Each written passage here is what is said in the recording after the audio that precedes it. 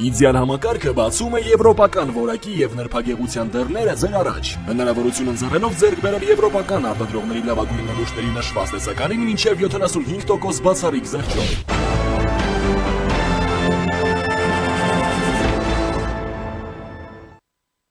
Քննչական կոմիտեն հայ առաքելական եկեղեցու դեմ քրեական վարույթ է նախաձեռնել դատական ակտը չկատարելու դեպքի առնչությամբ, այն է Տեր Գևորգ եպիսկոպոս Սարոյանին մինչև գործով եզրափակիչ դատական ակտ ներկայացնելը կարգալույց հռչակելը։ Հանրապետության հարկադիր կատարումը ապահովող ծառայության կողմից ներկայացված հաղորդման համաձայն Արմավիրի մարզի ընդհանուր իրավասության քաղաքացիական դատարանը քաղաքացիական գործի շրջանակներում 2026 թվականի հունվարի 16-ին տրված կատարողական թերթով արգելել է հայաստանյաց առաքելական Սուրբ եկեղեցի կրոնական կազմակերպությանը եւ այլ անձանց իրականացնել որևէ գործողություն, որը կարող է որևէ կերպ խոչընդոտել Գևորգ եպիսկոպոս Սարոյանին որպես Մասյացոտնի թեմի առաջնորդ իրականացնելու հայաստանյաց առաքելական Սուրբ եկեղեցու կանոնադրությամբ թեմի առաջնորդի համար սահմանված իրավասություններն ու պարտականությունները։ Այնուհետև հարկադիր կատարումն ապահովող ծառայությունում հարուցվել է կատարողական վարույթ, որի շրջանակում կայացվել է պարտապանին որոշակի գործողություններ կատարելուն պարտադրելու կամ որոշակի գործողությունների կատարումից ձեռնպահ մնալուն հարկադրելու մասին որոշումը։ Հունվարի 19-ին որոշումը արձեռն հանձնվել է Մայրաթոր Սուրբ Էջմիածնի դիվանատուն։ Մինչդեռ նման պայմաններում Գերագույն հոգևոր խորհրդի հունվարի 27-ի որոշմամբ հայրապետական տնօրինությամբ կարգալույց է հռչակվել Գևորգ եպիսկոպոս Սարոյանը։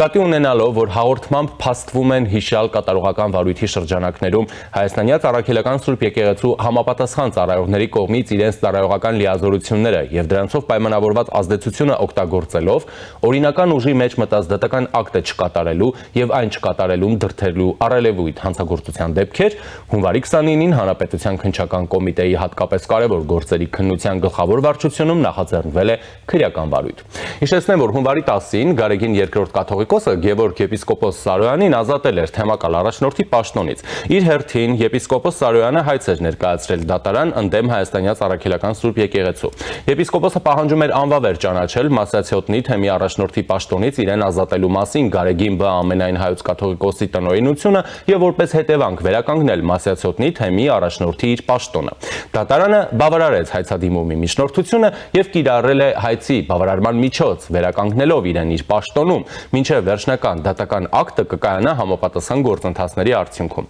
Մեծ զրույցում Գևորգ Սրբազանը նշել է, որ սա նախադեպ է, որ մեր հոգեվորականները այսուհետև կկարողանան պահպանել իրենց իրավունքները, նրանք պաշտպանված են եւ որ կարելի է պայքարել հանուն ոտնահարված իրավունքներին։ Եկեղեցին սիրո եւ հաշտության միջավայր է եւ ոչ թե ուժի, բռնության ու ճնշման։ Ժամանակն է ազատագրվել վախից ու կեղծիքից եւ դրա մեկնարկը արդեն իսկ տրված է, ասել է նա։ Գևորգ եպիսկոպոս Սարոյանը այն 10 բարձրաստիճան հոգեվորականներից է, որը միացել է վարչապետ Նիկոլ Փաշինյանի եկեղեցու բարենորոգման նախաձեռնությանը։ Եպիսկոպոսը պահանջում է նաեւ ամենայն հայոց կաթողիկոս Գարեգին B-ին, որպեսզի նա թողնի գահը։ Եվ այժմ զրուցելու եմ Գյումրիի ժուրնալիստների ասպարեզ ակումբի ծրագրերի համակարգող Լևոն Բարսեղյանի հետ։ Ողջույն պարոն Բարսեղյան, շնորհակալություն միանալու համար։ Բարև ձեզ։ Պարոն Բարսեղյան, սկսենք Հովիկ Աբրահամյանի գործից նոր մանրամասներ էր ներկայացնում մասնավորապես հետքպարբերական այդ գրավների մասով եւ այլն, կալանքների փոփոխություն եւ փաստաբանը մի նախադասություն էր ասել, ասում է 7 տարի որ քնվում են այս գործերը, ասում է այս ընթացքում մենք 1000 ու մի ապացույց ենք ներկայացրել, հետեւաբար դատարանը առաջնորդվել է մեր հիմնավոր ապացույցներով, հա, եւ փոփոխել է այդ կալանքը, գլխավոր դատախազությունն էլ ասում է, որ բողոքարկվելու է այդ որոշումը։ Այնուամենայնիվ այստեղ առանցքում ոչ թե այն գուցե հիշում եք ժամանակին ինչ հնչեղություն ստացավ, երբ որ ՀՔՑ քննիչը հանել էր արգելանքը, Հովիկ Աբրահամյանի ընտանիքը կարողացել էր վաճառել այդ առանձնատունը, հետո երկար փնտրում էին գնորդին, հետո 1000 ու մի բան, բայց հիմա կարծես ավելի հարցադրումները գալիս են, թե ինչու են, էլի, այս գործերը շարունակվում արդեն 7-8 տարի ու այդպես էլ հանգուցալուծում չեն ստանում եւ այդպես 6 ամիսը մեկի գրավով է փոխվում, հետո դատախազությունը բողոքարկում է այդ կալանքի խափանման միջոցը, ուրիշ կալանք են կիրառում ու 1000 ու մի այսպիսի բաներ։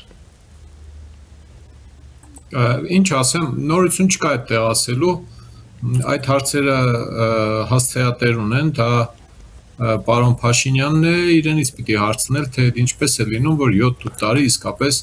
հասարակ գործերը չեք կարողանում հասցնել ավարտին։ Իրենք կապ չունեն, որովհետև դա տարական համակարգի հետ։ Եթե կապ չունեն, պիտի իմանային այդ մասին ու ամենասկզբում չխոստանային դատաիրավական համակարգի բարեփոխում։ Ասենք օրինակ ես կապ չունեմ լուսնի փուլերի հետ եւ բանի ուղեցրում պատտվելու տևողության հետ։ Բնականաբար չեմ կարողանում խոստանալ, որ ես ասենք լուսնի փուլերը 20 քանի օրվա փոխարեն 400 տարի կդառնան։ Մարդիկ իշխանության գալու ժամանակ եւ իշխանության գալուց հետո պարոն Փաշինյանը եւ իր թիմը խոստացել է դատաիրավական բարեփոխումներ։ Դա նշանակում է արդար դատարաններ, արդար քննություն եւ արդյունավետ արդարադատություն։ Ինչը մենք հիմա չունենք ու ոչ միայն այս մի գործով, էլի։ Բազմաթիվ գործերով մարդիկ տառապում են դատարանների ձեռքում, գործեր, որոնք շատ կարճ պիտի տևի քննությունը, որոնց քննությունը չի տևում, երկար է տևում, կալանքահանում են, կալվածքը ծախում է, խափանման միջոցներ փոխել, բուժվելու համար գնամ արտասահման կամ գնամ ու կգամ, էլի, հա, մի քիչ հետո կգամ, գնում ու կորում են չեն գալիս, փախնում են, հետախուզում հայտարարել էս կոմենկոմ, սա իշխող քաղաքական ուժի խոշորագույն ծախողումներից մեկն է։ Պարոն Փաշինյանը խոստովանել է, որ իր քաղաքական ուժը ծախողել է արդարադատության բարեփոխումների խոստումը։ Բառացիկուցը այդպես չի ասել, բայց ասել է, որ մենք չունենք արդարություն եւ չունենք արդարադատություն։ Երկու շաբաթ առաջ է ասել, էլի։ Այնպես որ Հովիկ Աբրահամյանի գործը, մնացած հնարավոր գործերը, Կակիկ Խաչատրյան, Ռոբերտ Քոչարյանի $200 միլիոն կշռող ապօրինի կասկածվող գույքի վերադարձի հարցը 1.5 միլիարդից մի քիչ ավելի ապօրինի գույքի հետ կապված ուրեմն պահանջները տատախազությամբ, բայց անցած տարվա ընթացքում ընդամենը $80 միլիոն կշիռ է վերադարձել 1 միլիարդ 560 միլիոն դոլարի ընդհանուր ապօրինի գույքի հայցապահանջից կարողացել են այս իշխանությունները վերադարձնել 80 միլիոնը, ինչը փոքրիկ բան է, էլի, կոպեկներ են այսպես ասած, այնպես որ ոչ մի խնդրեմ չի ունեցել պարոն Փաշինյանն ու քաղաքացիական պայմանագիրը դատախազական համակարգը բարեփոխելու, քննչական համակարգը բարեփոխելու, դատական համակարգը բարեփոխելու, ինչ որ բաներ եղել են, հա, ՊԴԽ, ուրեմն դատավորների դեմ բողոքների քննություն, դատավորների փոփոխություն եւ այլն, բայց մարդը երկու շաբաթ առաջ ելնում ասում է, որ մենք արդարադատություն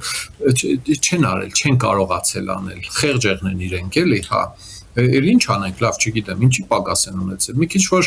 անկեղծանում են փակ զրույցների ժամանակ քաղաքացիական պայմանագրի որոշ ընկերներ սկսում են պատմել, թե կադրեր չկան, կադրային դեֆիցիտ է, չենք կարող 8 տարի, ժողովուրդ ջան, 8 տարում դուք չկարողացաք համապատասխան փոփոխություններ նախատեսել, վերջապես մաքուր կառավարիչներ բերել։ Գիտեք, այդ գործերը ահագին նրբություններ ունեն քրեական գործերի արտադրություն, արտադրական process-ը։ Քննիչը մի քիչ անհավես եղավ կամ դիտմամբ չուզեց, մի ստորակետ էս կողմ դրեց, մի ստորակետ այն կողմ դրեց, չլեց, ուշացրեց, բան արեց, ահագին բան ժամկետներից թռնում է։ Մի ասենք Քոչարյան Ռոբերտի պես մարդը կեղծ տեղեկանքներ ներկայացրել, գրանցվել էր Հայաստանի Հանրապետության նախագահի տեխնացու 2 անգամ։ Այդ կեղծ տեղեկանք տվողի հետ կապված մենք բան ունենք անելու Հայաստանի Հանրապետությունի նկատի ունեմ, բան ունի անելու, ասենք մարդուն կեղծ տեղեկանք են տվել, այդ մարդն էլ ասենք հիշողության խնդիրներ է ունեցել, չի հիշել, որ ինքը Հայաստանի վերջին 10 տարիների մշտական բնակիչ եւ քաղաքացի չի եղել։ Ենթադրենք չի հիշել, տեղեկանք տվողը պետք է պատասխանատվություն կրի, թե ոչ։ Վերցնողն էլ պետք է կրի իհարկե, չէ, որտեվ գիտեցել է, որ իրեն կեղծ տեղեկանք են տվել։ Հիմա ես իշխանությանը հարց ունեմ, էլի 8 տարվա ընթացքում բոլորովին մտքներով չանցավ քննել այդ կեղծ տեղեկանքների գործը։ Մարտի 1-ը հասկացան, քննեցիք, դատավորներով, բաներով բարեհաջող տապալեցիք, մի նորից սկսում եք քանդել, բացել, վաղեմության ժամկետները կանցնեն, լավ, գոնե կքննեք ինչ-որ բան կերևա։ Կեղծ տեղեկանք տալնել է, անցել է 20 քանի տարի, չէ, էլի վաղեմության ժամկետի բանով պատասխանատվությունից կազատվի հավանաբար մեղավորը կամ մեղավորները։ Բայց գոնե քննեիք, էլի։ Ինչն է խանգարում ձեզ։ Այդ կարգի բարդ բաներ չեն ուզում, չեն անում։ Այս իշխանությունը չի ուզում այդ բաներն անել։ իրեն ամենայն հավանականությամբ շատ ձեռնտու է անընդհատ շահարկել նախկինները, բոյերը թաղեմ, Հայաստանը քանդեցիք, թալանեցիք, կերակ, այդ սխեմայով վարկանիշ հավաքելը հասարակության մեջ ճիշտ ասած դա ինչ որ մի հիացմունքի արժանանում է մինչև հիմա, ու դեռ էլի երկար ժամանակ կլինի, որ շատերը կուզենան ազգային ժողովում քիթ մռուկ ջարդելու process-ներ տեսնել, դե մարդը բիոլոգիական օրգանիզմ է, էլի շատերին կկերցնեն, էլի դրանով, թե այս սրիկաները կերան քանդեցին, թալանեց, գիտենք ընկեր, գիտենք, Հայաստանում մարդ չկա, որ չիմանա ոնց են կերել այս երկիրը, հա, բա պատասխանատվության մասին դուք պետք է մտածեք, թե մենք պետք է պատասխանատվություն իրականացնենք։ Եթե ես ու դուք հարգելի ժիրայր գնանք իրար հետ փորձենք այս նշածը ստեպքերով պատասխանատվություն իրականացնել, Փաշինյանի ոստիկանները մեզ բռնելու են տանեն։ Պարզ է, մենք նման բան չենք անում ինքնատատաստանի հետ, մենք գործ չունենք, մենք մտածում ենք, որ երկիրն իշխանություն ունի, իշխանությունը պետք է անի։ Հիմա ես հասարակ պնդումներին քննադատությանը բան ունի ասելու իշխանությունը, չունի ասելու։ Չունի, քյասա չունի, ելնում ասում է բան է։ Հա, չստացվեց, դա իրավական բարեփոխումները, մի խոսքով շատ տխուր վիճակ է եւ Հովիկ Աբրահամյանի դեպքը այստեղ ընդամենը փոքրիկ օրինակ է, էլի։ Այո, մենք երևույթն ենք, երևույթն ենք քննարկում, ես կխնդրեմ, որպեսզի մենք անդրադառնանք նաեւ քրեական վարույթին, որը նախաձեռնել է Հայ Առաքելական եկեղեցու դեմ, նշեցի ինչ գործով պայմանավորված։ Ես ուզում եմ հիշեցնեմ նաեւ, որ մայրաթորից արձագանքել էին դատանի որոշմանը եւ ասում էին, որ Սարոյանին կարգալույց անելու հիմնավորումների մեջ, որ նա դիմել է դատարան, այսինքն ինչ-որ պետական մարմիններին տվել է իրավասություն, հնարավորություն միջամտելու եկեղեցու ներքին գործերին ու մի խոսքով նման բաներ, հա։ Հիմա այս հայտարարությունից հետո շատ այսպես հանրության շրջանում տարատեսակ թեմաներ են բացվել, թե օրինակ ինչպես է մայրաթոռը վերաբերվում երկրի պետական այն ինստիտուտներին, այս դեպքում իրավական, օրինակ կամ դատական, ինչ է նշանակում, որ նրանք իրավասություն չունեն միջամտելու մայրաթոռի ներքին գործերին, հա, այսինքն այստեղ տարատեսակ հարցեր են առաջանում, թե լավ, այդ դեպքում ենթադրենք եպիսկոպոս Սարոյանը չի, մեկ ուրիշ հոգևորական է, հա, այս մարդիկ իրենց իրավունքների վերականգնման համար ուր դիմեն, եթե անգամ մենք վստահ չենք մեր դատական համակարգի բարեփոխումների վրա, եւ այլ ինչ անեն մարդիկ։ Շատ կարևոր զրույց է եւ լավ է ուշ, քան ավելի ուշ, ինչպես ասում են, այս ամբողջը պիտի 20-30 տարի առաջ դեռ բացվեր, կոտրվեր այդ տոտեմականությունը, որ Հայաստանում կա Թումիասամի կազմակերպություն, կրոնական կազմակերպություն, որը ընդդատիա չէ, այսինքն մեր դատարանները իբր թե այդ կազմակերպության հետ կապված վեճերը իրավունք չունեն քննելու մի շարք հարգելի եւ չհարգված ընկերներ, ինձ այս վերջի 2-3 շաբաթների ընթացքում ինչ եղել է այդ պատմությունը, հա, լուծարում, լուծարման բողոքարկում, հայցի ապահովման միջոց, հա, սրա հետ կապված ինձ անընդհատ փորձում են բացատրել, որ դե գիտեք, դա այնպիսի կառույց է, որտեղ կաթողիկոսի որոշումները քննարկման առարկա չեն։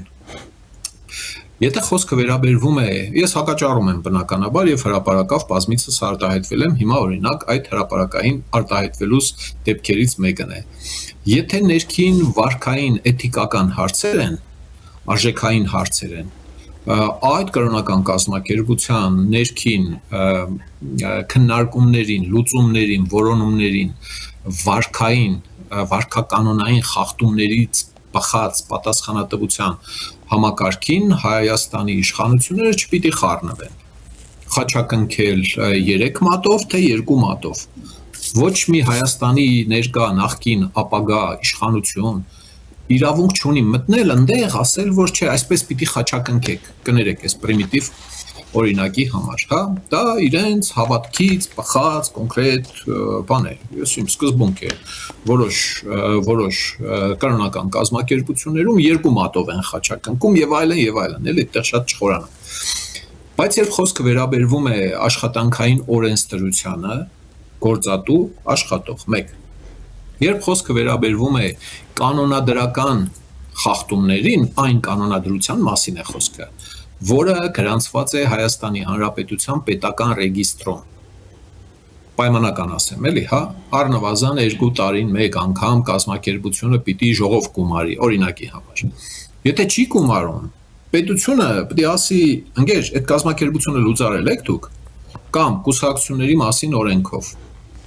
Եթե չի մասնակցում կամ, չգիտեմ, 2 անգամ ասենք, թե չի մասնակցում ընտրություններին, այդ կուսակցությունը պիտի լուծարվի, ինչի, որտեղ կուսակցության առաքելությունը ընտրություններին մասնակցելն է։ Եվ այլ։ Հիմա եթե կանոնադրական պետության մոտ պետրեգիստրում գրանցված կանոնադրական կանոնների մեջը գրած է, էլի, հա, ժողովը, քանի հոգի, քվորումը ինչ է, էսը ինչ է, իրավաբանական հասցեն որն է, հազար ու մի բան կա, չէ, անվանումը որն է։ Եթե տեղ վեճեր կան դրա հետ կապված, ասենք հոգևորականների մի մասը կարող է ասել, թե այդ կանոնադրությամբ այս ինչ օրը պիտի ժողով եղներ, կամ այսքան ժամանակը մեկ ինչ որ ժողով պիտի լիներ։ Չեմ ուզում խորանալ, բայց տեսությունը հասկանալի եմ ուզում դարձնել շատերին։ Եվ դա խախտվել է։ Ախր հարգելի կազմակերպություն, դու ես դիմել պետությանը, ասել ես մեզ գրանցիր որպես օրինականորեն գործող իրավաբանական անձ, որը կոչվում է ՀԱՍԵ կրոնական կազմակերպություն։ Այդ է։ Երկար ժամանակ Հայաստանում այդ կրոնական կազմակերպության մասին խոսելիս չի օգտագործվել կրոնական կազմակերպություն բառակապակցությունը։ Հանրային գիտակցության մեջ հնից եկել այդպես մնացել է, որ դա մի ինչ որ առանձնահատուկ տիպի մարմին է, սուրբ է, առաքելական է, 1700 քանի տարեկան է, կաթողիկոսն է 130 քանիերորդ եւ այլն։ Ես հետեւողականորեն պնդել եմ ու պնդում եմ, որ բոլոր այդ տեսակ հարցերը քննարկելիս պիտի նշվի, շեշտ տվի, որ սա կրոնական կազմակերպություն է։ Ճիշտ է, մեծ է, հին է, ազդեցիկ է, բայց այնուամենայնիվ իրավակազմակերպչական տեսակը այդ միավորման կրոնական կազմակերպություն է, այնպես ինչպես կան մի շարք ուրիշները։ Այս իմաստով, ուրեմն, ամփոփելով այս մասը, հա, էթիկական վեճերի մեջ պետությունը չպետք է խառնվի։ Եթե իհարկե էթիկական վեճերի լուծումները մարդու հիմնարար իրավունքների խախտում չեն նախատեսում։ Էլի պայմանական բան եմ ասում, էլի, հա, ասենք էթիկական վեճ լինի, ինչ որ մեկի ձեռը որոշեն կտրել, ասենք, կամ գլխատել, հա, պարզ է պետությունը տեղի գործ ունենա, որտեղ քրեական հանցագործություն է տեղի ունենում։ Կներեք, այս ընդհանուր շատ հերվից գալու համար, հա։ Իրավակազմակերպչական, աշխատանքային օրենսդրության, հարկային օրենսդրության, մնացած օրենսդրությունների խախտումների հնարավոր բոլոր դեպքերում պետությունը պետք է միջամտի։ Սա մեկ։ Այդ միջամտելու կամ բանանելու, կարգավորելու հետ կապված իմ առաջարկները բազմիցս ասել եմ, ձեր ալիքով եմ խոսել այդ մասին, հիմա չկրկնեմ։ Այս դեպքում մենք գործ ունենք այդ կազմակերպության 2 անդամների վեճի հետ։ Կաթողիկոս, թեմակալ առաջնորդ։ Այդ վեճը փաստացի երբ գնացել հասել է դատարան, պարզ է դարձել, որ առանց դատարանի կողմերից մեկը կամ կողմերը հասկացել են, որ չի լուծվում։ Չէ, եթե բանակցեին իրար հետ, հաշտության կային, կամ մեկը ասեր հայելի ճիշտ ես ասում, թողնեմ այդ թեմը գնամ ջի մեղավոր եմ բաման, չէր գնա դատարան, վեճը չէր հասնի դատարան։ Հիմա հարց ունեմ այն մարդկանց, ովքեր տրտնջում են, դժգոհում են, թե վայ պետությունը դատարանը չի պիտի խառնվի այդ բանի մեջ։ Ինչ խորհուրդ կտաք, ընկերներ։ Ինչ խորհուրդ կտաք, ուրիշ ինչ լուծում գտնի կոնկրետ հոգևորական, չեմ ճանաչում, էական չէ, իմ համար մեկ է, էլի ով է անձամբ այդ մարդը թեմակալ առաջնորդը։ Ինչպես վարվի։ Կարող է 1000 հոգևորական կարգալույծ լինեն եւ չբողոքեն։ Սուս ու փուս եղել են, չէ՞, գնացել են իրանք բանին, հա։ Եվ մեկը կարող է լինել, ասել, չէ, ախպեր, համաձայն չեմ։ Համաձայն չեմ իր համոզմամբ, այդ կազմակերպության կանոնադրությամբ աշխատանքային օրենսդրության կամ ուրիշ օրենքների խախտում է տեղի ունեցել։ Դրա լուծումը մեր երկրում դատարանը պիտի տա, եթե բանակցությունները արդյունք չեն տալիս։ Ոչ պիտի կանան կներեք 1000 ներողություն գողականի մոտ, հա, թաղը նայողի մոտ։ Էջմիածին նայող կա, չգիտեմ։ Դի կանան ասեն մի հատ ռասբիրատարա, հա, մի հատ էս հարցը լուծելի ախպեր, հա, այդ ձևով չէ։ Մարդը դիմել է դատարան, դատարանն ինչ ունի անելու, 2 լուծում ունի։ Մեկը նայում է, դա իրեն վերաբերելի է թե ոչ։ Եթե վերաբերելի չէ, դատարանը որոշում է, որ դիմումը վարույթ բողոք ինչ է, հայցը վարույթ չի ընդունում։ Չի ընդունում։ Եվ այլն։ Այս դեպքում դատարանը վարույթ է ընդունել եւ ասել է մինչեւ վերջնական վճիռը, որտեղ պիտի տան կառնեն հարցաքննություններ պիտի լինեն, կողմերը պիտի արտահայտվեն, վիճաբանությունների փուլ պիտի լինի, վերջում կորոշի։ Հետո վերաքննիչ, հետո վճռաբեկ։ Մինչ այդ, որպեսզի վնաս չհասցնի ու անդառնալի վնաս տեղի չունենա, ասել է այդ մարդու պաշտոնը պահպանում եք, Այդ մարդը